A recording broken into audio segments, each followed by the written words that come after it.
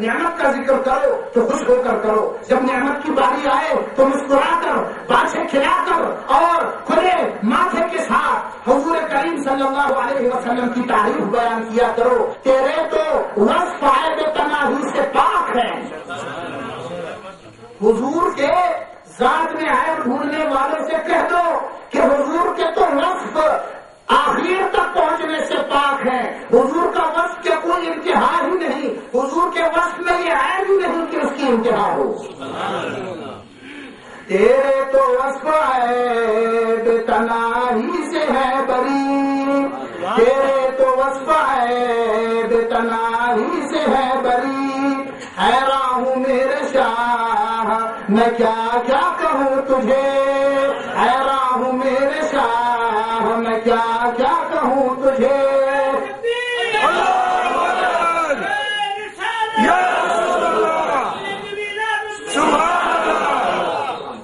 دیکھیے حضور کیا وجود تمام نعمتوں کی اصل ہے۔ ہم کو جو 2 وقتہ روٹیاں ملتی ہیں یہ بھی حضور کے وسیلے سے، ہمارا جو وجود ہے یہ حضور کے وسیلے سے ہے۔ عارف کامل عبدالعزیز دباغ فرماتے ہیں کہ ایک نیک آدمی کو، ایک نیک ولی کو جب اس نے روٹی کا ٹکڑا اٹھایا تو اس میں اللہ کی نعمت نظر آئی۔ اس نے دیکھا کہ اس روٹی کے ٹکڑے سے نور کا ایک ڈورا نکلتا ہے اور وہ اس کا تطبع کیے جاتا ہے، چلتا ہے، دیکھتا ہے کہ یہ نور کا ڈورا کہاں جا کر ملتا ہے۔ جب دیکھتا ہے تو وہ نور کا ڈورا ایک بڑے نور کے ڈورے میں ملا ہوا ہے، وہ اس کا بھی پیچھا کرتا ہے، دیکھتا ہے کہ اس نور کے ڈورے سے ہزاروں نور کے ڈورے، لاکھوں نور کے ڈورے نکلے ہوئے ہیں، ہر نعمت تک پہنچے ہوئے ہیں، اس نعمت تک جو بنی آدم کو اور تمام زمانوں کو پہنچی ہے، اس نور کے دورے سے، اس نور کے دورے تمام تر نعمتوں تک واصل ہیں، اور پھر جب اس نور کے دورے کا پیچھا لیتا ہے دیکھتا ہے تو وہ حضور کی ذات تک پہنچا۔ وہ نور محمدی کا دورہ ہے جس سے تمام تر نعمتیں، جس سے تمام تر نعمتوں کا حصول ہوتا ہے۔ تو آپ دیکھیے کہ اگر ہماری ایک وقتہ روٹی ہے یہ بھی حضور کریم صلی اللہ علیہ وسلم کے نور محمدی کی برکتیں ہیں۔ نعمتیں بانٹتا جس سمت وہ ذیشان گیا، ساتھ ہی منشی رحمت کا قلمدان گیا، ساتھ ہی منشی رحمت کا قلمدان گیا۔ دل ہے وہ دل جو تیری یاد سے معمور رہا، دل ہے وہ دل جو تیری یاد سے معمور رہا، سر ہے وہ سر جو تیرے قدموں پہ قربان گیا، سر ہے وہ سر جو تیرے قدموں پہ قربان گیا۔ ایک بڑا حسین شعر سنیے، کب وہ بے دل ہے جو بے دل ہے تمہارا بے دل، کب وہ بے دل ہے جو بے دل ہے تمہارا بے دل، کب وہ بے کس ہے جو بے کس ہے تمہارا بے کس، کب وہ بے کس ہے جو بے کس ہے تمہارا بے کس، بے کسوں کی ہے انہیں عرصہ محشر میں تلاش، یعنی قیامت کے دن، قیامت کے میدان میں، عرصہ محشر میں وہ بے کسوں کو ڈھونڈتے پھرتے، بے کسوں کی ہے انہیں عرصہ محشر میں تلاش، نہ ملے کاش کوئی مجھ سے زیادہ بے کس۔ تکبیر، رسالت، میلاد النبی۔ میں اپنی گفتگو کو بس آخر کی طرف لے جانا چاہوں گا۔ آپ دیکھیے کہ جب یہ مہینہ آتا ہے تو عموماً تمام مہینے میں اور خصوصاً 12ویں کی رات اور 12ویں کے دن تمام اہل اسلام خوشیاں مناتے ہیں، شادیاں رچاتے ہیں، محفلیں منعقد کرتے ہیں، اکٹھے ہوتے ہیں، خیرات و مبرات کرتے ہیں، اجتماعی عبادات کرتے ہیں اور اللہ کی رضا اور اس کے حبیب کی رضا چاہتے ہیں۔ اور اس دن کو عید میلاد کے طور پر مناتے ہیں، عید میلاد۔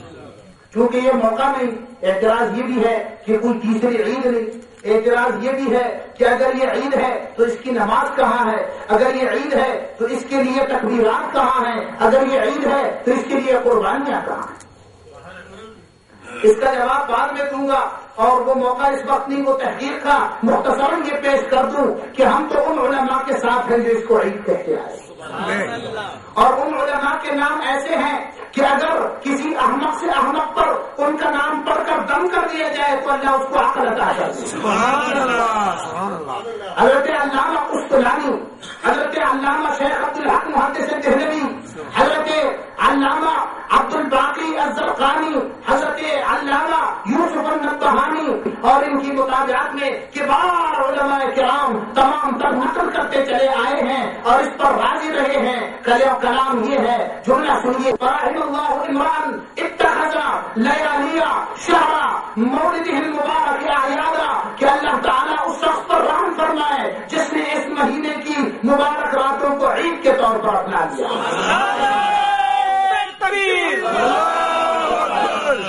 نعرہ رسالت، جشن عید میلاد النبی۔ رحم اللہ عمران، اللہ رحم فرمائے اس شخص پر، اتخذ لیالیہ شہر مولدہ المبارک اعیادا، کہ جس نے حضور کے میلاد کی مبارک راتوں کو عید کے طور پر اپنا لیا۔ حضرات، وہ جس عید کو جو عید سمجھ رہے ہیں یہ وہ عید نہیں، وہ جس عید کی بات کر رہے ہیں وہ عید شرعی ہے۔ جب عید شرعی ہوتی ہے تو اس کے لیے یعنی شریعت میں جس کو عید مقرر کیا گیا ہوتا ہے تو پھر اس کے لیے الگ سی نمازیں ہوتی ہیں، الگ سے اعمال ہوتے ہیں، الگ سے افعال ہوتے ہیں، الگ سے عبادات ہوتی ہیں۔ یہ قطعاً عید شرعی نہیں، یہ تو عید عرفی ہے۔ جب خوشی کا موقع آتا ہے سبھی اس کو عید سے تعبیر کرتے ہیں، سبھی کہتے ہیں کہ عید آئی، سبھی کہتے ہیں کہ نوید آئی، سبھی کہتے ہیں کہ خوشیوں کے جو ہے یہ حضور کریم کی تشریف آوری عیدوں کی عید ہے۔ بلکہ میں تو یہ کہوں گا کہ حضرت بہت بڑے عالم علامہ مالکی جو 2 سال 3 سال ہوئے مکہ مکرمہ میں انتقال ہوا، انہوں نے کہا ہم اس کو عید نہیں کہہ سکتے، یعنی اب جو ہم عید کہتے ہیں وہ کہتے ہیں ہم ان کو عید بھی نہیں کہتے کہ شاید کسی کے دل میں یہ گمان گزرے، لیکن یہ عید اکبر ہے، یہ تو عیدوں سے بھی بڑھ کر عید ہے، اس لیے کہ اگر یہ عید نہ ہوتی تو تمہیں وہ عید کہاں سے؟ یہ رات بھی واپس پلٹ کر آتی ہے سال کے بعد، یہ دن بھی پلٹ کر آتا ہے سال کے بعد، اور وہی انوار و تجلیات اگر اس میں نہ ہوتی، وہ انوار و فیوزات اگر اس میں نہ ہوتے تو حضور پیر کے دن کو روزہ مخصوص نہ فرمائے۔ حضور سے پوچھا گیا کہ آپ پیر کے دن کا روزہ کاہے کو رکھتے ہیں؟ فرمایا ذاک یوم ولدت فیہ، یہ وہ دن ہے جس میں پیدا ہوا۔ اب کوئی گمراہ، کوئی بدبخت حضور سے یہ پوچھ سکتا ہے کہ آپ کیا ہر پیر کو پیدا ہوتے تھے جو روزہ رکھتے ہیں؟ تو پھر وہ بدبخت ہم سے بھی نہ کہے کہ کیا حضور ہر 12ویں کو پیدا ہوتے ہو جو تم میلاد کرتے ہو؟ تو دیکھیے 12ویں کو پیدا ہونا ضروری نہیں، ان انوار کا ہونا کافی ہے، ان فیوزات و تجلیات کا ہونا کافی ہے۔ جب وہ فیوزات و تجلیات ہیں، دیکھیے بخاری کے حاشیے پر علامہ خود حضرت امام بخاری تحریر فرماتے ہیں کہ جب ابو لہب کو اللہ تبارک و تعالی نے فوراً عذاب دیا اور پیر کے دن اس کے عذاب میں تخفیف ہوتی ہے، تو دیکھیے اگر پیر کے دن میں کوئی برکت نہ ہوتی تو اللہ پھر اس کو تخفیف کا دن مقرر کیوں فرماتا؟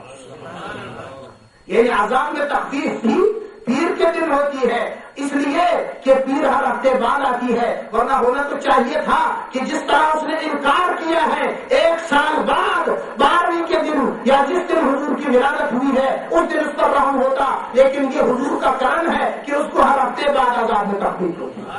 علامہ عبدالحی لکھنوی لکھتے ہیں کہ وجود این حقیقت در زمانے نبوی ہم اگرچہ مسلمان بھائی تصویر نہ باشد کہ اس حقیقت کا وجود یعنی حضور کا ذکر حضور کے زمانے میں موجود تھا، حضور کے ذکر پر تھا اگرچہ اس کا نام میلاد نہیں پڑا تھا۔ تو دیکھیے حضور کی باتوں کو بخاری